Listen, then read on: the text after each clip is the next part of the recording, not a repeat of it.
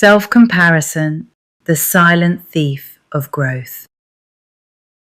Self-comparison is one of the most subtle yet powerful habits shaping how we see ourselves. From a young age, we begin measuring who we are against the people around us.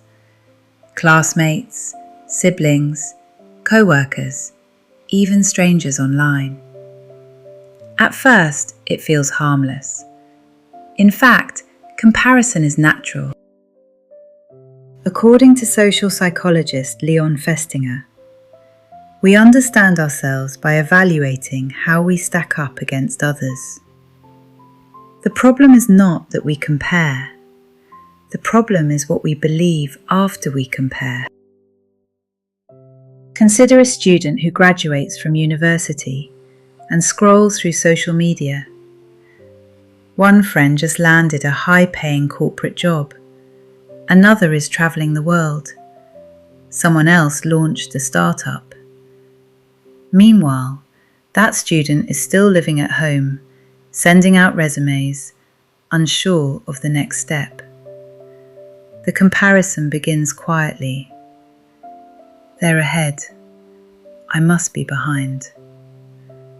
That thought feels factual, but it is built on a false assumption that everyone is running the same race under the same conditions. In reality, every person starts from a different place. One graduate may have family connections that open doors.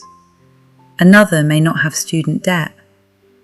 Someone else may have been preparing for that startup idea for 5 years before anyone saw the launch announcement. What we often compare is our behind-the-scenes reality to someone else's highlight reel. Social media amplifies this distortion. Promotions are posted, engagements are celebrated, fitness transformations are displayed.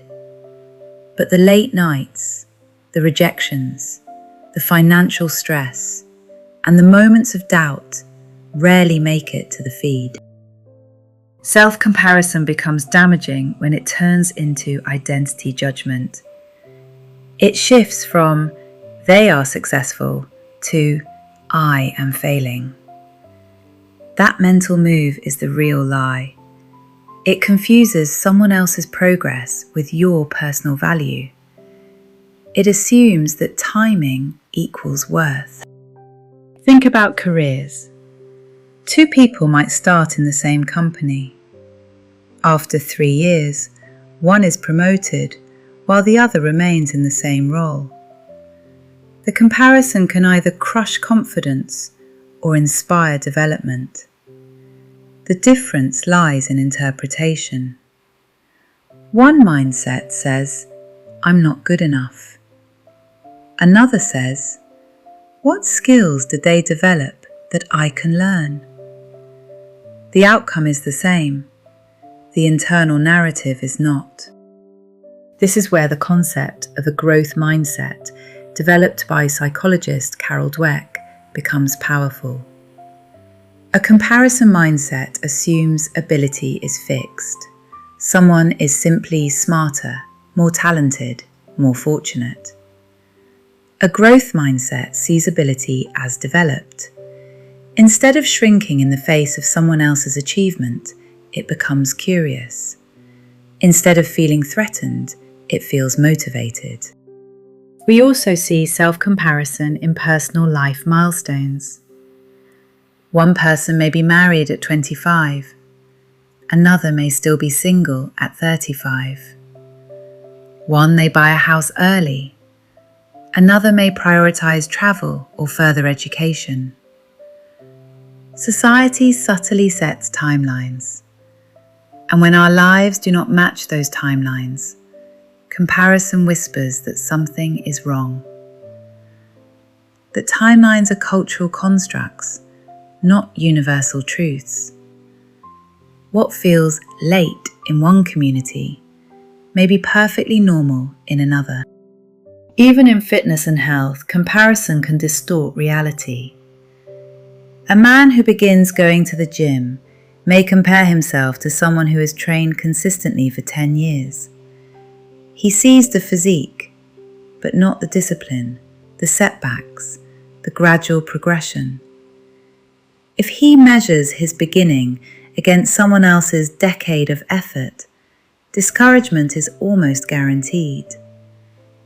But if he measures himself against his own progress, lifting slightly heavier weights than last month, feeling more energetic than before, confidence builds instead of erodes.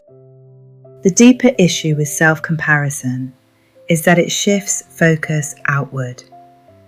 It makes external benchmarks the source of internal validation. When our self-worth depends on outperforming others, peace becomes fragile. There will always be someone faster, wealthier, more accomplished, or more recognized. If comparison defines value, satisfaction is always temporary. Yet comparison does not have to be destructive. When used intentionally, it becomes informative rather than judgmental. Seeing someone excel can reveal possibility.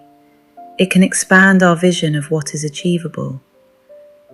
The key shift is moving from envy to inquiry. Instead of asking, why them and not me, we ask, what can I learn from their journey? Ultimately, the only sustainable comparison is internal.